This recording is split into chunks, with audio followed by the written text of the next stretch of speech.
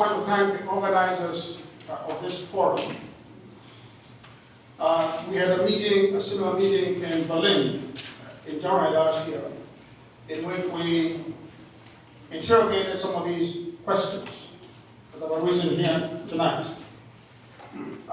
It's a very, very emotive subject. And I want to commend in particular the organizers because I know this is a hard potato. It's very hard. And kudos to them for taking the heat to organize this particular forum. So I just want us to give them a round of applause for organizing it.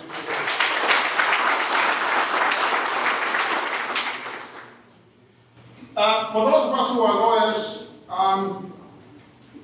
there's an image of the law that we have in our minds when the law is mentioned. It's an image of a lady with a blindfold who is holding a balance or the scales of justice. But I've always thought that that image of the law is mistaken, because justice is not blind. Justice is very much awake, and justice sees everything, if it is truly just. It is for this reason that I want to say to you that justice does not beg, and justice does not kneel in front of injustice. Justice does not speak in the language of compromise. Justice demands. Justice speaks truths that are uncomfortable. And so it is for these reasons that I want us to understand, all of us in this room and those who are beyond this room, that what we say here and what we talk about here cannot be done to seek favor or to cause bias. We have to speak uncomfortable truths. And so, picking up on where my brother, Professor Makau left, I just want to say that this particular conversation about genocide in Namibia cannot be understood in isolation. It must be understood as a part of a larger global discourse about historical injustices and about past abuses. This particular conversation is one of a larger discussion that is taking place, and that which discussion, the global discussion, is going to impact what happens in the end to the Namibian situation. One place to start this conversation is to contemplate the purpose of the conversation. And that contemplation begins with a thinking about the devaluation and the worthlessness with which the world views black life. This is a baseline that we must come to terms with. The worthlessness and the denigration with which the world views black life, or has viewed black life for the past 500 years in the modern age. Some people will say, Black Lives Matter. You've heard that, have you not? Some people say Black Lives Matter. But I want to ask, do black lives really matter? We know that black life as a normative question should matter. Should matter. But the question that we want to ask tonight is, do they matter? Have they mattered for the last 500 years? I ask this question not to be rhetorical or to stoke, the dark embers of the human emotion. But I think if you look at history over the last 500 years, on the African continent in particular, you look at you can go to the coast of Africa. Namibia was part of the coastline. You can go to the interiors of the African continent in the last 500 years. And what you see are unspeakable crimes. You can go to colonial Williamsburg in the state of Virginia in the United States in the 1600s. And what you see are unspeakable crimes against black people. You can go to the city of Chicago, or any city for that matter in the United States, where black people have been murdered in cold blood. You can go back in history, and you can see lynchings. You can go next door to South Africa here, and you can see the resilience of the evils of apartheid. In fact, you can go to even independent post-colonial African states, and you can see majority black governments wantonly destroying black lives or failing to honor black lives which have been destroyed. And of course, we are here in Namibia to talk about the genocide of the Ovaherero and Nama peoples from 1904 to 1908. The watchword is that a genocide was committed here in this country. Okay? What we cannot do, and what I ask you not to do, is to fall into the trap of sanitizing human pain and suffering and historicizing it, as though that pain and suffering does not live with us today. We cannot fall into that trap here. One of the teachings of the school of thought that Wolfgang talked about when he was introducing the symposium, one of the teachings of prayer, this is a school of thought known as third world approaches to international law, is to resist the abstraction of human suffering and to treat it as though it is the pain of the other. A kind of an inanimate pain, a curious pain that's experienced by the other who is exotic. For if we obstruct this pain or suffer from amnesia, we become complicit, and in that complicity participate in its obfuscation, and therefore delay, excuse, obstruct accountability for atrocities such as genocide. And this is how we perpetuate powerlessness. And this is how we denigrate black life. Let me tell you that this is not happening without a normative context, this denigration of black life. It is not happening without a normative legal context. International law, which was referred to earlier here, sits squarely at the center of the powerlessness of Africa in the modern age. In fact, one of the paradoxes of international law and the problems that Africa faces is that the continent of Africa itself, by which I mean the 50 or so modern states that compose it, is largely a creation of international law. International law treated Africa as tabula rasa, meaning a blank slate on which Europe could scribble whatever it wanted. That is to say that what we in this continent experience as Africans has been shaped largely by our encounter with the West, which is a normative form of international law. In that sense, I think we have to understand this, some basic facts, that Africa is an outsider to international law, because Africa did not participate in the creation of international law. Africa is one of the originally subordinated continents which were exploited for the benefit of the North Atlantic communities. So, at the very beginning, I want us to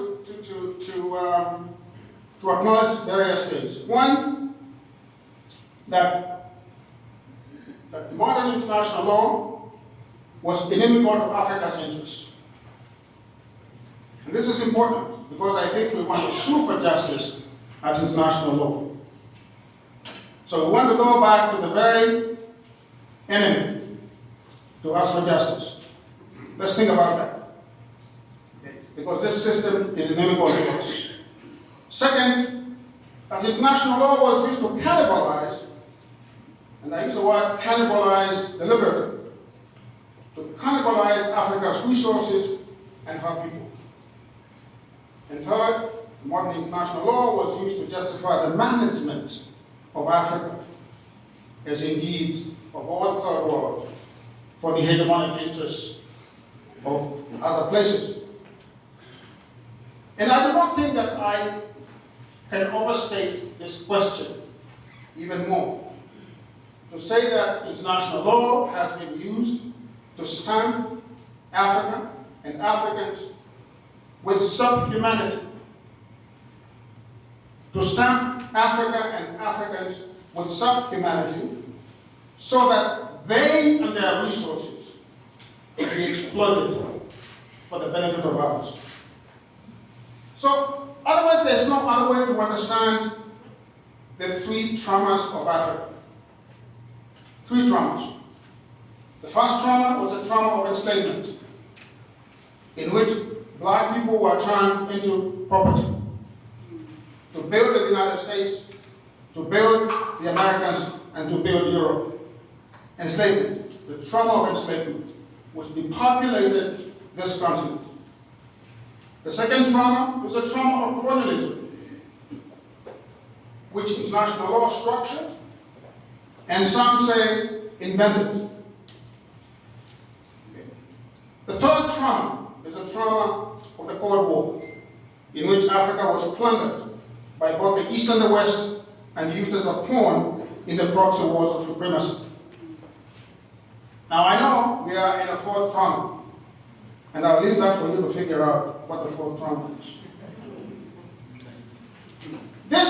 These traumas bring me now to what I call the quandary of historical injustices. Because there's a quandary about how to address and how to think about historical injustices. The problem is that the idea of justice is not a fixed concept. Okay? I'm not trying to confuse your quest for justice. I'm trying to complicate it, not confuse it. Okay? The idea of justice is historically contextual. It's contingent upon time and place. So whether a particular norm of justice is transcendent is a question of debate. Okay? Because if we are going to argue for reparations, we better know what we're arguing about. Otherwise they'll send us back home with nothing in our hands. Okay, so would a particular norm, for example, of justice be applicable only at the national level? Or does it have international or universal purchase beyond the place where it started? What would make a local norm a universal norm? Okay? Should such a limitation, for example, matter in a question of accountability at a future date when we talk about accountability for historical injustices? How do we deal with actions which were wrong and morally repugnant, but which, in the views of the powers of the day, did not constitute social, moral, or legal liability at the time that they were committed? These are some of the issues that you're going to have to deal with, and they are not simple questions. Now, the historical text suggests a shifting standard of accountability for past abuses and injustices. And this is where I think we need to pay attention. Global hegemons, meaning the big powers, are able to make new rules whenever it fits them. And they make some of these rules retroactively, ex post facto. Rules that violate long-standing principles, legal principles, and precedents and norms. For example, in the legal realm, the Allied powers responses to the actions of the vanquished Axis powers provide a very telling example of this notion of duplicity. In 1945 and 1946, there was a trial somewhere in Germany, a place called Nuremberg, where major Nazi war criminals were tried. Okay?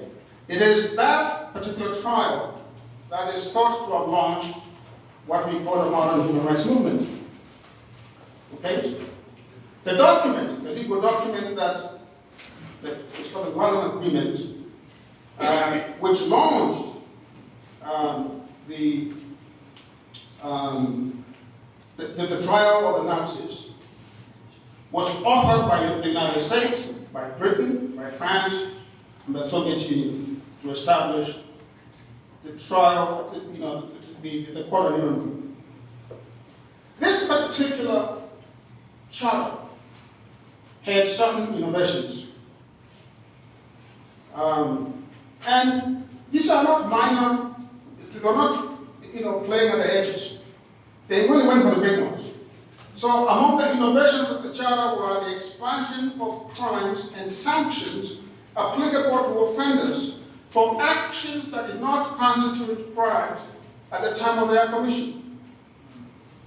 Okay? For example, crimes against peace. International law had then, at that point, been innocent of notions of crimes against peace, as opposed to war crimes. Okay? Crimes against humanity. Okay? Okay. So was the application of individual criminal responsibility for a number of international crimes. Okay. Now there have been divergent views about whether this was good or bad. This notion of making up crimes for actions that were repugnant, but were not crimes that were committed. Okay. Some people are very upset by this. One person who was extremely upset was the Chief Justice of the United States. And his name was, Harlan Fisk Stone. Mr. Stone, or Chief Justice Stone, I should call him, wrote a scathing disagreement with these innovations. Mr. Stone called the Nuremberg trial, and I quote, an attempt to justify the application of power of the victor over the vanquished, end of quote, by dressing it up, quote, with a false facade of legality, end quote. He called the trial a high-grade lynching party. And if you know what a lynching party is, you know what I'm talking about. It is what they used to do with black people in America. For many, many years. And then finally, not being content to stop there, Chief Justice Stone called the Nuremberg trial a sanctimonious fraud. So you can have your pick. You can think the way Harlan Fisk Stone thought, or you can think the way the people who drew up the London Agreement thought. But one thing is clear. The Nuremberg trials demonstrate that the international community represented by the big powers can rewrite existing rules to reach backwards, to punish a past wrong. This is not a debate. But why was Nuremberg so easy to accept? Why? Okay? Why was Nuremberg so easy to accept? Nuremberg was easy to accept for a number of reasons. First of all, because of the gravity of the Holocaust. Okay? Okay? Although, of course, the Allied powers had also done on with killing, bombing cities and so on and so forth. But they exempted themselves from those particular crimes, including particular actions, including the bombing of Hiroshima and Nagasaki. Okay? There was a reason why this was accepted. Number one, the genocide of the Second World War had taken place in the heart of Europe. In the heart of Europe. Second, it has been committed against not a powerless group, but against Jews. Okay? Jews have suffered a lot in history, but they were not powerless. Okay? So what I want to say simply is that we doubt that the West would have had the same responses had the Holocaust been committed against black people. I just want to say that the other thing that, of course, Nuremberg gave us, it was not asserted as a crime at the trial, but it forms the basis for the later codification of the crime of genocide via the 1948 Genocide Convention that Professor Makau here mentioned.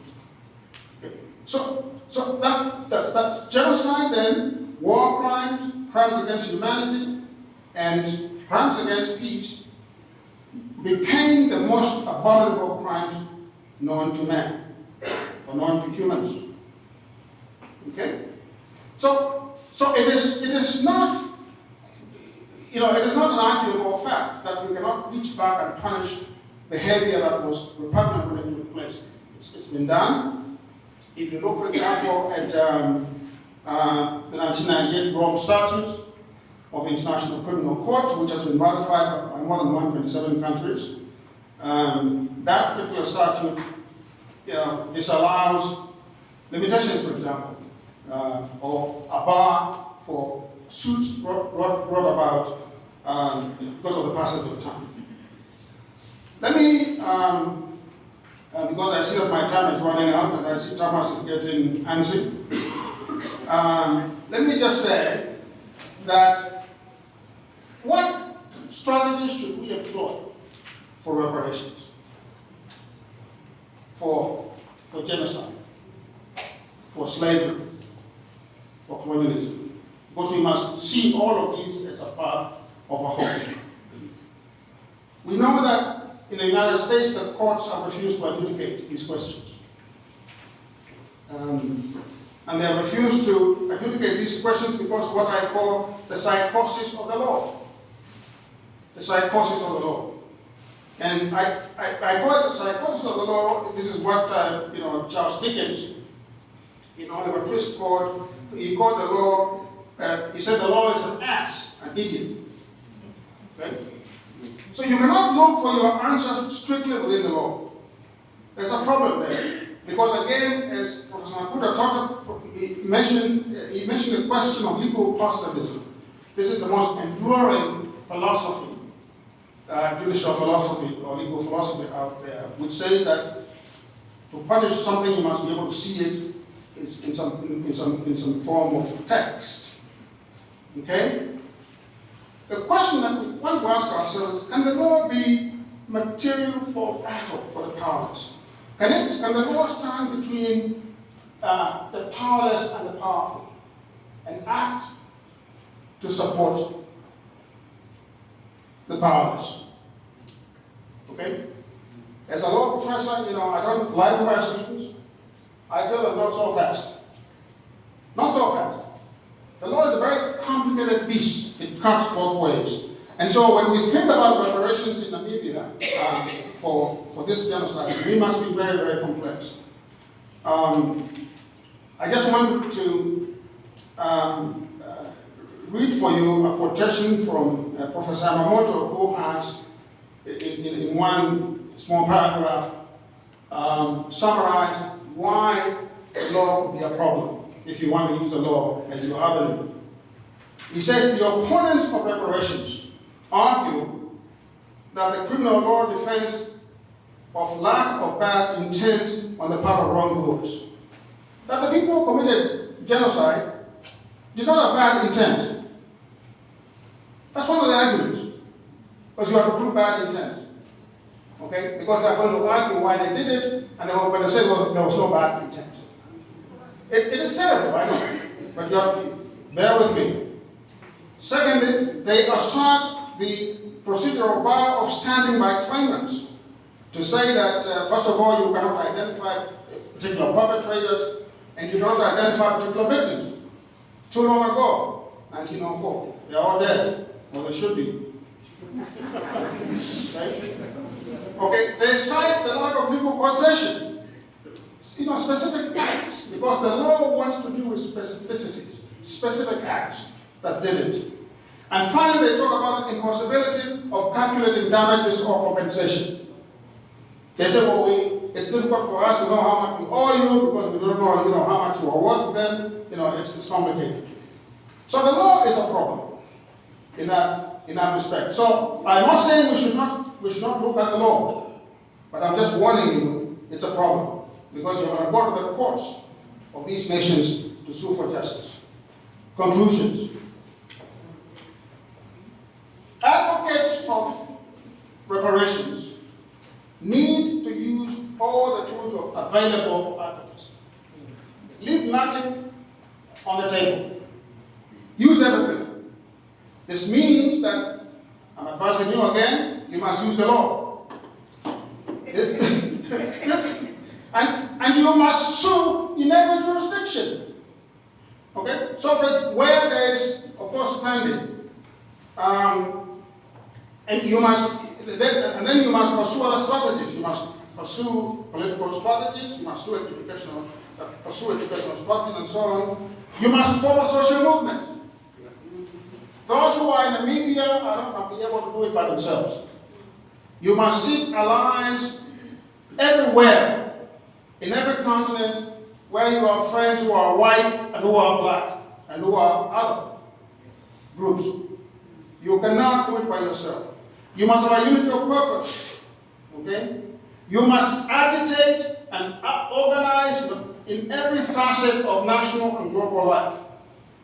I'll give you an example in the case of the Mau Mau. You heard about that case, where the British made an apology and paid reparations.